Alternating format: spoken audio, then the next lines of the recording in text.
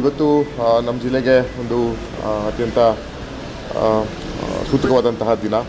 ಗೌರವಾನ್ವಿತ ನಮ್ಮ ಜಿಲ್ಲೆಯಿಂದ ಪ್ರತಿನಿಧಿಸಿ ರಾಷ್ಟ್ರಮಟ್ಟದಲ್ಲಿ ನಮ್ಮ ಜಿಲ್ಲೆಯ ಒಂದು ಹೆಸರುವಾಸಿ ಮಾಡಿದಂತಹ ಮಾಜಿ ಪ್ರಧಾನಿಗಳಂತಹ ದೇವೇಗೌಡರವರ ಧರ್ಮಪತ್ನಿಯಂತಹ ಚೆನ್ನಮ್ಮ ಅಜ್ಜಿಯವರು ಏನು ಇವತ್ತು ನಿನ್ನೆ ತೀರ್ಕೊಂಡಿದ್ದಾರೆ, ಅವರ ಒಂದು ಇದರಾಗಿ ಏನಿವತ್ತು ಅವರ ಪಾರ್ಥಿವ ಶರೀರ ಸುಮಾರು 11 ಗಂಟೆಗೆ ಅವರ ಪದ್ಮನಾಭ ನಗರದ ನಿವಾಸವನ್ನು ದಿಂದ ಹೊರಟು ಸುಮಾರು ಸಂಜೆ ವೇಳೆಗೆ ನಮ್ಮ ಹಿರಿಸಾವೆ ಗಡಿ, ನಮ್ಮ ಜಿಲ್ಲೆಯ ಗಡಿ ಭಾಗಕ್ಕೆ ನಾವು ಸ್ವೀಕಾರವನ್ನು ಮಾಡ್ತೀವಿ. ಅದಾದ ನಂತರ ಚನ್ನಪಟ್ಟಣ ತಾಲೂಕು ಕಚೇರಿ,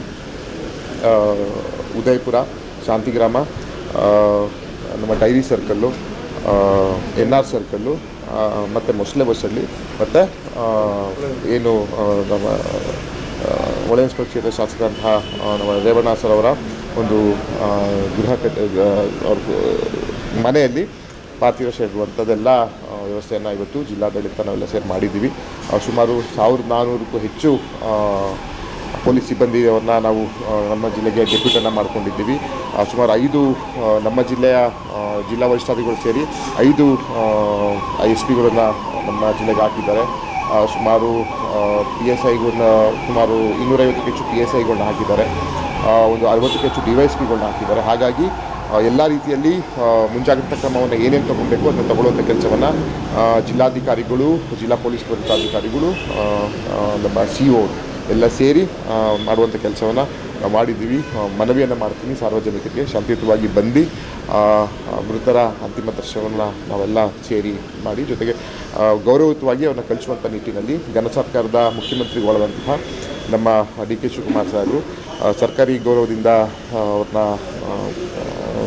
ಏನಾಗ ಮೃತರ ಅಂತ್ಯ ಸಂಸ್ಕಾರ ಮಾಡಬೇಕಂತ ನಿರ್ದೇಶನ ಕೊಟ್ಟಿದ್ದಾರೆ. ಅದು ಸುತ್ತಲೂ ಸಹ ಇನ್ನೊಂದು ಕೆಲವೇ ನಿಮಿಷಗಳಲ್ಲಿ ಆ ಸುತ್ತೋಲೆ ನಮ್ಮ ಜಿಲ್ಲಾಧಿಕಾರಿಗಳಿಗೆ ಬರ್ತದೆ. ಅದಾದ ನಂತರ ನಾವು ಯಾವ ರೀತಿಯಲ್ಲಿ ಪ್ರೋಟೋಕಾಲ್ನ ಅರೇಂಜ್ ಮಾಡಬೇಕು ಅದನ್ನು ಮಾಡುವಂಥ ಕೆಲಸವನ್ನು ನಾವು ಮಾಡ್ತೀವಿ. ಇದೊಂದು ನಮ್ಮೆಲ್ಲರ ಜವಾಬ್ದಾರಿ. ಯಾಕಂತ ಹೇಳಿದರೆ ಇವತ್ತು ಎಲ್ಲರಿಗೂ ತಮ್ಮ ಕುಟುಂಬದಲ್ಲಿ ತಾಯಿ ಮಡದಿಯೇ ಒಂದು ಬೆನ್ನೆಲುಬು. ಅದೇ ರೀತಿಯಲ್ಲಿ ಇವತ್ತು ಅವ್ರ ಕುಟುಂಬದಲ್ಲಿ ಒಬ್ಬ ಬೆನ್ನೆಲುಬಾಗಿದ್ದಂತಹ ಚೆನ್ನಮ್ಮ ಅಜ್ಜಿಯವರ ಒಂದು ಅಂತಿಮ ದರ್ಶನ, ಅಂತಿಮ ಯಾತ್ರೆಯನ್ನು ಕಟ್ಟುಬದ್ಧಾಗಿ ಯಾವುದೇ ರೀತಿಯ ಲೋಪದೋಷಗಳಾಗದೇ ರೀತಿಯಲ್ಲಿ ಮಾಡುವಂಥ ನಿರ್ದೇಶನ ಸಂಬಂಧಪಟ್ಟ ಎಲ್ಲ ಅಧಿಕಾರಿಗಳು ಕೊಡ್ತೀವಿ. ಹಾಗಾಗಿ ಅದೇ ರೀತಿಯಲ್ಲಿ ಎಲ್ಲ ಅಧಿಕಾರಿಗಳು ಈ ವಿಷಯದಲ್ಲಿ ಸನ್ನದ್ಧರಾಗಿ ಯಾವುದೇ ರೀತಿಯ ಲೋಪದೋಷ ಬರದೇ ಇರೋ ನಾವು ಮಾಡುವಂಥ ಕೆಲಸವನ್ನು ನಾವು ಮಾಡ್ತೀವಿ. ಮುಖ್ಯಮಂತ್ರಿಗಳು ನಾಳೆ ಅಂತ್ಯ ಸಂಸ್ಕಾರಕ್ಕೆ ಭಾಗಿಯಾಗುವಂಥದ್ದು ಬೆಳಗ್ಗೆ ಕರೆ ಮಾಡಿ ಹೇಳಿದ್ದಾರೆ. ಅವರು ಸಹ ಈ ಒಂದು ಅಂತ್ಯ ಸಂಸ್ಕಾರ ಭಾಗಿಯಾಗಿದ್ದಾರೆ.